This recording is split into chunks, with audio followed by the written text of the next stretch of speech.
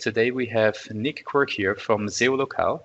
Yeah, I'm very glad to have him on the show. He's the CEO of SEO Locale, and he comes with over 16 years of experience in the digital marketing space and web development space. Today he's here to talk about SEO Locale, what the guys are doing over there, and learning a little bit about their business. So Nick, welcome to the show. Thank you for having me. I really appreciate it. Cool. So tell me about SEO Locale. What is it all about? What you guys are doing? So our company does digital marketing as a whole. Our bread and butter is SEO, local SEO. We have small business owners, your mom and pop jewelry stores down the road. When someone's searching jewelry shop near me and stuff like that, we help them get found. We also have a bunch of tools in place, proprietary software that we built in-house that allows us to track our success as we go. We meet a lot of business owners that don't understand what SEO is, so we try to show them some tangible items during the process and how we can help them grow their business. Makes sense. And what types of businesses? You mentioned a little bit already, sort of like local businesses. Can you tell me a little bit more? What would be a typical client looking like? So if somebody's listening and figuring out if you guys are right for them, what's the typical business size you're working with? Yeah, I mean, we have a variety. Majority of it is the smaller businesses, but we also have enterprise clients. We have over 120 clients right now, and some of them don't just get SEO. Some of them get social media marketing. Some get email marketing. It's really a full digital marketing package. We don't just have one package for a client. So if your needs are just social media, we'll create a custom strategy just for social media, making sure your goals are set in place and your key performance indicators are in place and stuff like that. We find it very difficult for a lot of small business owners when they're shopping around. They think, oh, it's just package 1, package 2, package 3, and that's it.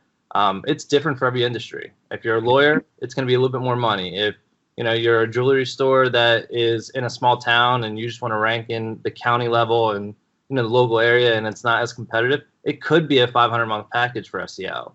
But we try to strategize in a way that you're going to get your return on investment, and that's most important about us, because we don't want you as a client for just a month or two. SEO does take some time to kind of generate and get going. So we want to bring on a client that understands return on investment, and that it's something that we can make sure we can get their money back within a short time frame for them. Makes sense. You mentioned that you guys are also offering some software or tools. Can you tell us a little bit about that? What should we envision there? Yeah, so we created a custom dashboard for any of our clients that want to log in, and we pull Google Analytics data, and we bring it in there, and we basically customize it for every client. So one client might be, I want to see my revenue month over month. I want to see my revenue quarter over quarter. We break it down for them that they can understand what's going on. First and foremost, we want to make sure that you can see the ranking updates and stuff like that. So if you have 100 keywords with us, what are your position changes in the last 30 days? What's your position changes in a lifetime with us?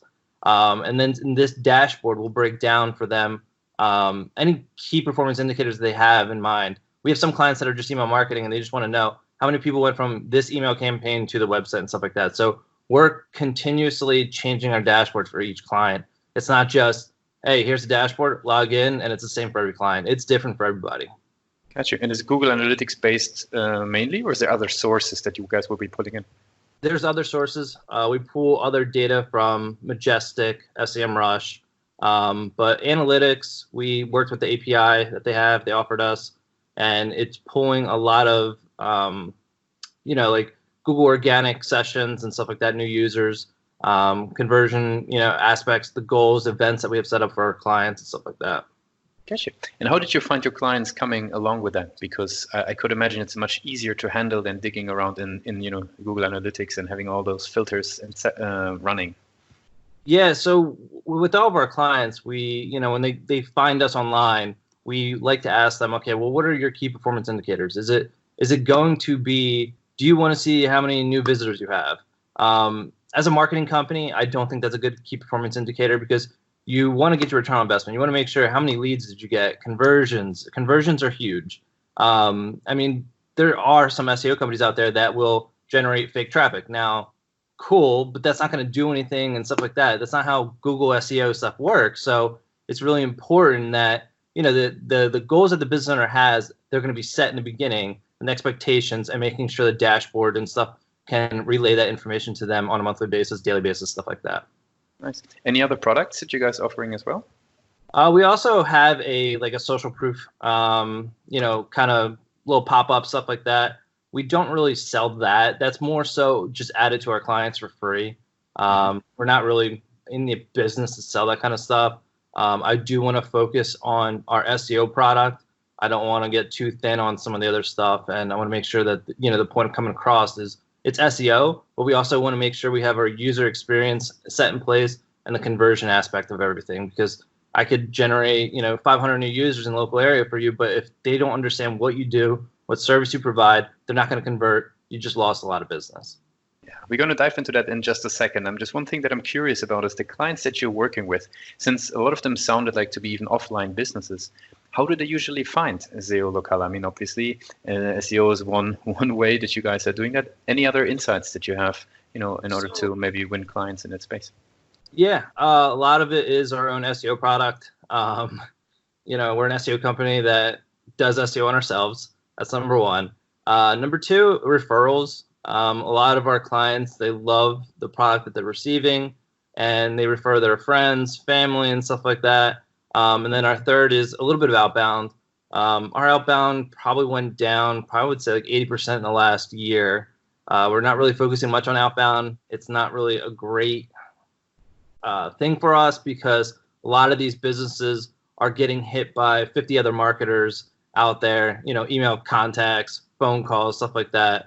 And I have some SEO companies reaching out to me about my own site, and I offer SEO. So it's kind of funny, but outbound is kind of slowing down a little bit.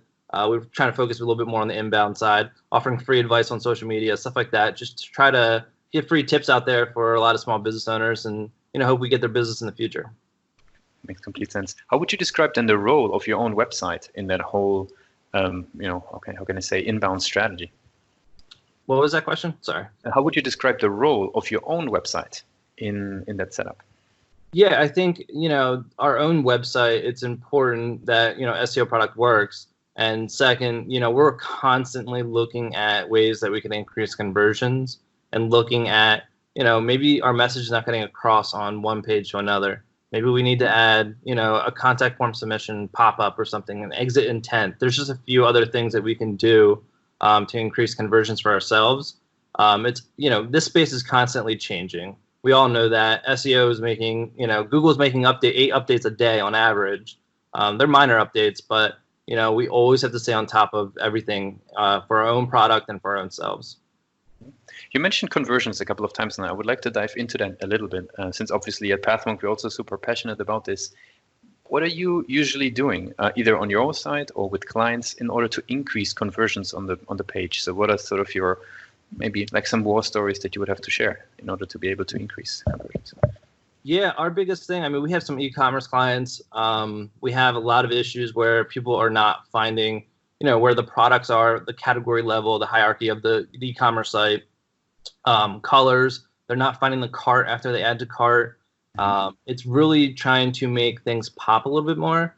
And to identify that, we use some other software. Hotjar, sometimes we'll use Crazy Egg, stuff like that. We'll implement on these websites just to see the recordings and the heat maps and see what the interaction is on every website. It's going to be different for every website, because even if you have someone in the same industry, different locations, there's going to be different actions based off of what they land on and what content they're seeing and stuff like that. So it's really important. It's not just going to be one thing for every single client. It's going to be different for every industry and client. And you work there not exclusively with e-commerce, I'm assuming, when you go into conversion optimization? That's across the board? Yeah, we across the board, we'll do conversion optimization. Your local plumber, if they don't have a contact form and it's just an email and phone number, we see a lot of clients that come to us and like, well, I want call tracking. Well, call tracking is great and all, but you're renting that number. And it's really important to make sure you're tracking the event of a click. So what we do, we add a Google Analytics click event, knowing that someone clicked on the phone number and this is where they came from, Google Organic, paid advertising, stuff like that. So we like to make sure we keep a focus on, the conversion aspects for any website, not just e-commerce. Yeah, makes sense. I'm curious, what did you learn about how those business owners think about conversion rates, because I've had the experience in those interviews that sometimes the focus can lie on many other things, but not so much conversion rate in itself. What's your experience? So I think it's a very difficult question, only because I run into a lot of small business owners and they don't care about the conversion rate itself. They just care about the specific conversions that they're receiving. I have a client, he does junk hauling and removal, and his conversion rate is 3% on his website right now. That's a great conversion rate, but a lot of the leads are coming in are not the quality he wants to be receiving. So it's more so finding the quality of leads that they want to get.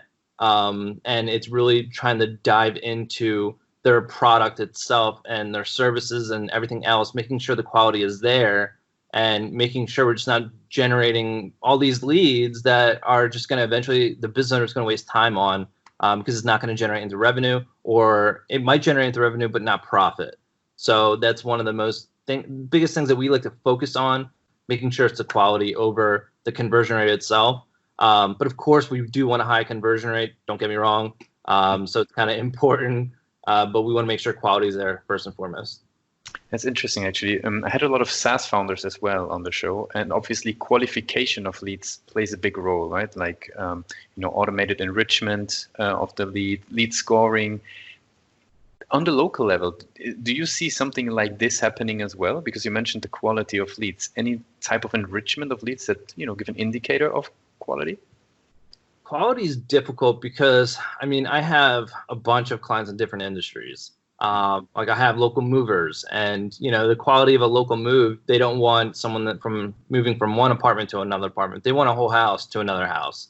But it's really trying to figure out, okay, maybe this area, this demographic has more apartments over homes. Let's target this area over this area. So it's really more of understanding the demographics of where you're targeting and understanding the business itself. So during our kickoff calls with a lot of our clients, we'll ask them, okay, well, what are some examples of a good lead for you? And understanding, okay, well, this lead came from this area and stuff like that, and kind of identifying that and trying to re-strategize the SEO campaign and going, okay, well, let's focus on these other areas. Let's see where we can increase the conversions for the quality and stuff like that. So it's becoming, I've been doing this for like 16 years, and I could tell you right now, 16 years ago, I only cared about, I want 100 leads. But now looking a little bit deeper into the intent of people, it takes almost 20 touch points to get someone in the door for a lot of these business owners, and you might have to do remarketing and stuff like that. So it's kind of important to make sure that the quality is there, because you don't want to waste so much time on just one user, and you're not going to get your return on investment over time, because you're wasting a lot of time trying to nurture this lead that's not going to bring in the profit for the business owner.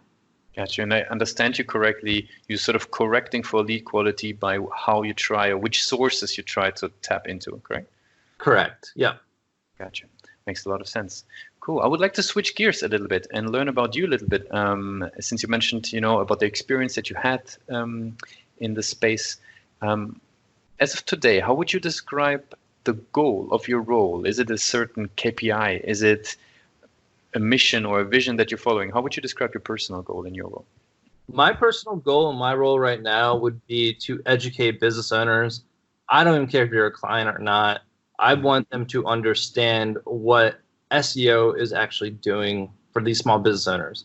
I really want to focus on small business owners only because my business partner, Mark, his dad owns a pharmacy in a local town by us, and his mom owns a furniture store. And it's all local small businesses, and watching them thrive, going from, increasing revenue from 40% year over year just from online marketing.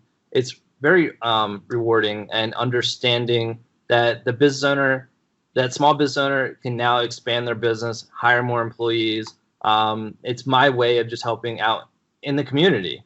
And I do offer a lot of free advice to friends and a lot of social media groups, only because I understand from a small business owner that, Mark and myself, we're small business owners, we understand what their needs and wants are. And it's very tough in our industry now of SEO, because there's so many SEO companies out there that start their package at $5,000 a month or $10,000 a month. And it's really hard for these small business owners to afford that. So we really try to focus on helping out the small business owner, making sure they're getting a return on investment. And that's one of my biggest goals of, my role right now is really educating local businesses in our local area, and then eventually kind of branch out and go into some other bigger cities and just educate. We had a few speaking engagements set up, but with the whole virus and everything going on right now, a lot of stuff's canceled. But that's one of our biggest goals in 2020 and then 2021 will be speaking engagements, educate people, and have them understand what SEO is and how important it is. I see. You mentioned education quite a bit. Where do you educate yourself? Like, what is like sources that your go-to sources or go-to people, some people under the radar that you're following? What do you think is the way how you learn? Yeah, education is important. I do daily reading through Search Engine Journal, Search Engine Land, SEM Rush. I am part of one of their all-star groups. I love it. A lot of people ask some interesting questions. They might be stuck on a technical audit of a website, understanding why is this website not ranking. It's all about experience in the space, understanding why one client might not be ranking because of backlinks or content and stuff like that. So SEO is not just one thing. Some people think, oh, it's just content. No, you need backlinks. You need to have a full strategy in place to start ranking. So it's very interesting to read, different, perspectives of people in this space, because there's so much knowledge to gain from this that, there's so much reading that you could probably spend an entire day reading almost once a week. And that's why I do it daily, because I feel like if I don't read, I'm going to fall behind the times because it's always changing. What's a topic that you recently researched really and focused and, bit your teeth into? Yeah, I mean, honestly, just because of the coronavirus, I've been doing a lot of reading how businesses are changing their marketing. What are they doing for the coronavirus? Are they doing more salesy approach, or are they trying to help the community out? So just only because of this time frame of what we're going through, I was curious to see what other SEO companies are doing and stuff like that. Personally, our company took a little bit of a hit only because we do offer that small business mom and pop shops that they are, in Pennsylvania, they had to shut down completely. So we are trying to focus on, helping out the client and not trying to bleed their money during this time. And, it's one of those things in SEO where, yeah, trends are going down. Airlines, hotels, stuff like that. All the trends are going down. But when everything starts picking back up, it's going to come back. And, Trump says it's going to come roaring. I don't know what's going to happen. Nobody knows. It's really important to understand what are the intent of the users going to be after when this is over. So, buyer's intent might change. So we have to kind of adjust our strategy based off of what's going on in the world. Yeah, I was actually just about to ask you, like, what is sort of your conclusion from your research there for your business or your agency? Yeah, I mean, honestly, I'm trying to stay away from the salesy approach. I'm really just trying to sit here and educate people. Yeah, your business is, shut down right now, but that doesn't mean your website has to be shut down. Let's try to figure out a way that you can market yourself. And when this is over and your store's open, let's see if we can drive more foot traffic in your door. So the conclusion for me really is to stay on top of SEO during this time. It is a difficult time for a lot of business owners. And, it's around the world. It's not just the United States. It's not just Italy. It's really going and hitting pretty hard everywhere right now. So it's really important that, if you're an international client of ours, or if you're a national client, or even a local, client of ours, it's really important that, you just don't let go of the gas here. You have to go full force. Of course, we will work with you, pricing or whatever we have to do to make sure we're going to be able to provide you the product that we need to provide you and get out of this.